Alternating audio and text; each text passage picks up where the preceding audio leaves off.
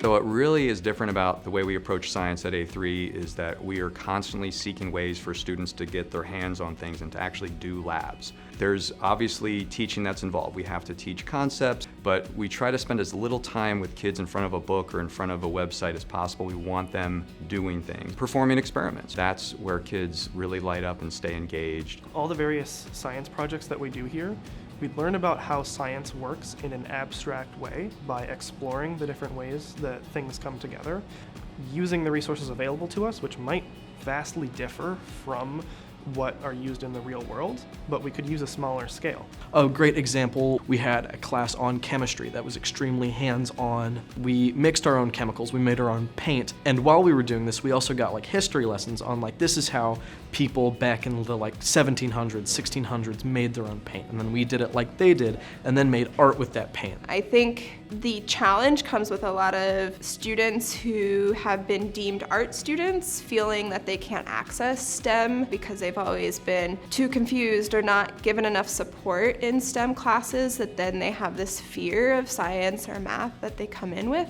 Realizing that science is all around them is a really important part of what we do here. Whether that's learning the physics of light so that students can better understand colors and color patterns and what they see, not only in their own art, but in the everyday world. Very much say we're an art school, but we definitely have our STEM side and our STEM majors.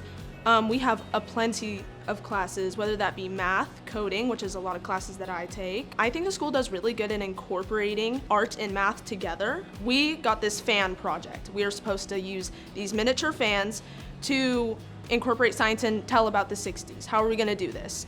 So me and my friend Jay decided, let's code them. What Jay and I did was we used a program called Tinkercad. We have a class here that uses that program, so that's where we learned it from. And we used that program to code the fans, if that makes sense. We had a little breadboard where there was a little potentiometer. It's just a little dial that spins. And as you spin the dial up, the fans would turn on in that sequence and turn down in the same sequence. Another really fancy thing we do here at A3 is we have students declare majors. That's not something students typically do until they get to college. But we want students, when they come here, if they're invested in the arts, we expect that they're going to take our elective classes that are tailored to their passions in the arts.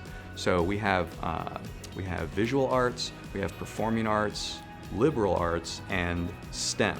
Although A3 does have an emphasis on art, I think science and art go hand in hand. In order to understand a lot of the art principles that you're seeing, you need to know the underlying science principles that go along with it.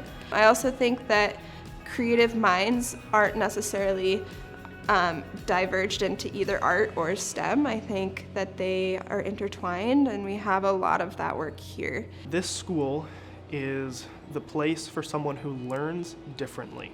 The material might not necessarily be different, but the way it is presented is where the change appears.